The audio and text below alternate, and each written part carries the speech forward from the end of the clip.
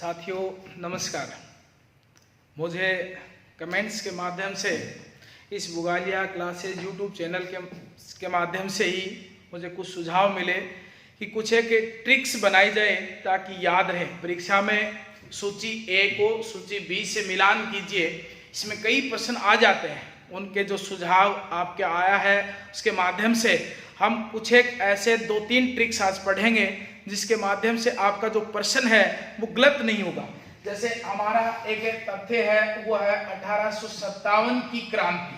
1857 की क्रांति में कई बार प्रश्न आ जाते हैं, सूची 1 को सूची बी से मिलान कीजिए, कौन सा तथ्य कौन सा सही है। तो यहाँ एक प्रश्न आता है, वो प्रश्न सबसे महत्वपूर्ण है। 22 तमाम अहम 22 का तमाम अहम जग में रहे।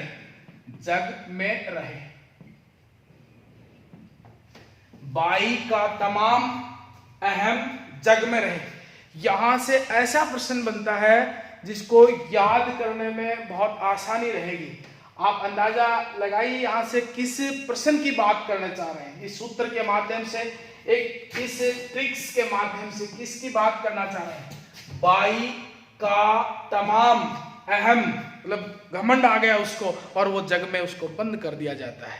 तो वो बंद कैसे कर दिया जाता है, यहां से देखिए। यहां बनता क्या है, बहादुर शाह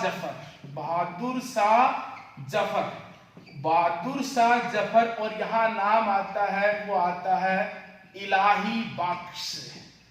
आप समझ गए होंगे यहाँ पर बात। बहादुर शाह जफर और इधर नाम क्या गया, इलाही बख्श। मतलब बहादुर शाह जफर किस देशद्रोही के कारण पकड़ा गया, किस देशद्रोही के कारण पकड़ा गया था, या किस विश्वासघाती के कारण पकड़ा गया था। तो बहादुर शाह जफर है वो इलाही बख्श के कारण पकड़ा गया था। तमाम, ये का है यहाँ साइलेंट है, तमाम। तो यहाँ तय से क्या बन जाएगा, तात्या टोपे किस विश्वासघाती के कारण पकड़ा गया था, मानसिंह नरूका के कारण पकड़ा गया था। किसके कारण पकड़ा गया था, मानसिंह नरूका के कारण पकड़ा गया था। अगला है अहम, तो यहाँ तो बहुत महत्वपूर्ण नाम है, अहमद शाह किस देशद्रोही के कारण पकड़ा गया था, जगदीश सिंह के कारण पकड़ा गया था। किसके कारण पकड़ा गया था, जगदीश सिंह के कारण पकड़ा गया था। साथियों मुझे विश्वास है कि यह पंक्ति आपको बहुत आसानी से समझ आई होगी और आप इसे पसंद भी करेंगे, खूब लाइक भी करेंगे इसको। 22 का तमाम अहम जग में है। 22 को घमंड था कि मैं हूं, सब कुछ हूं, वो चारों तरफ से मैं दिखती हूं। तो उसका तमाम अहम किस में कर दिया, जग में कर दिया। बहादुर शाह जफर का रिश्तेदारी था ये इलाही बख्श, और ये रिश्तेदारी सबसे पहले दाना डालते हैं। तो इलाही बख्श ने बहादुर शाह जफर की सूचना दी अड़सन को, और अड़सन ने इसको बहुत अच्छी जगह भेज दिया था, रंगून। तात्या टोपे अपने ही मित्र के कारण पकड़ा गया। मित्रता पर सवाल उठा दिया इसने, तो अपने ही मित्र के कारण पकड़ा गया, मानसिंह नरूका के कारण। और अहमद शाह, ये जगदीश सिंह 50,000 उस समय जो राशि रखी गई थी क्रांति में, उसके प्रलोभन में आकर इसको कैद करवा दिया। तो यहाँ 1857 की क्रांति में यहाँ प्रश्न है कि 1857 की क्रांति के ये क्या है, सूत्र में क्या है, ये विश्वासघाती है। क्या है ये, विश्वासघाती। 1857 की क्रांति में कौन से व्यक्ति विश्वासघातियों के कारण पकड़े गए। दूसरी ट्रिक्स देखिए इसके माध्यम से।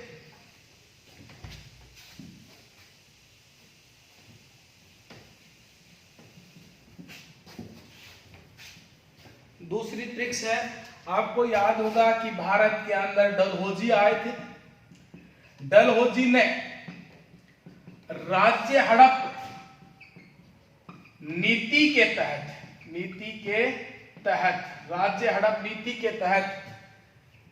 डलहौजी की राज्य हड़प नीति थी, उसके तहत गोद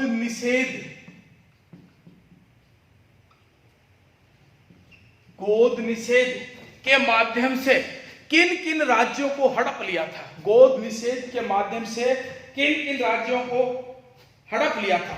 तो किन किन को हड़प लिया था, वो है सजेश बाऊ, किस किस को हड़प लिया था? सजेश बाऊ का झींगा, सजेश बाऊ का झींगा, किस किस को हड़प लिया था? सजेश बाऊ का झींगा।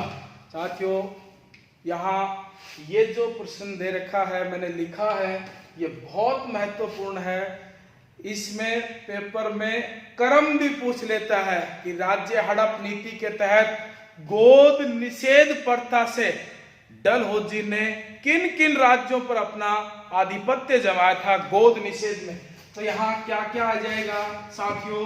वो है सतारा, सतारा महाराष्ट्र, जैतपुर, जैतपुर, जैतपुर के बाद में संबल,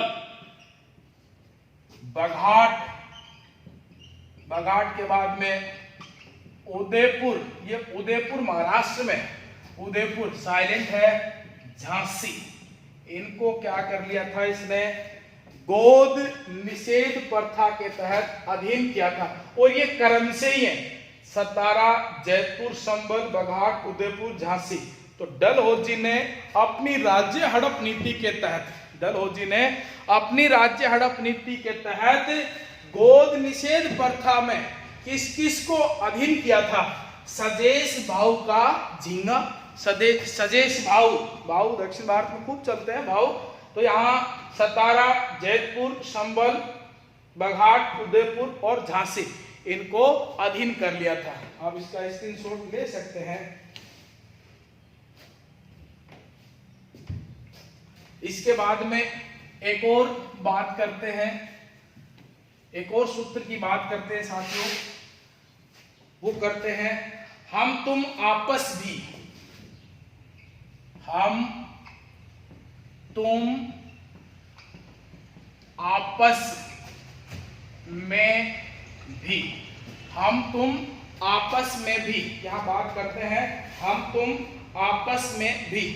तो यहां ये बहुत महत्वपूर्ण है, ये खूब इसका तथ्य हमने पढ़ा था क्लास में भी अपने पिछले पार्ट में। तो ये बहुत महत्वपूर्ण है। यहां से साथियों क्या बन जाएगा? वो बन जाएगा हैदराबाद, यहां से क्या बन जाएगा?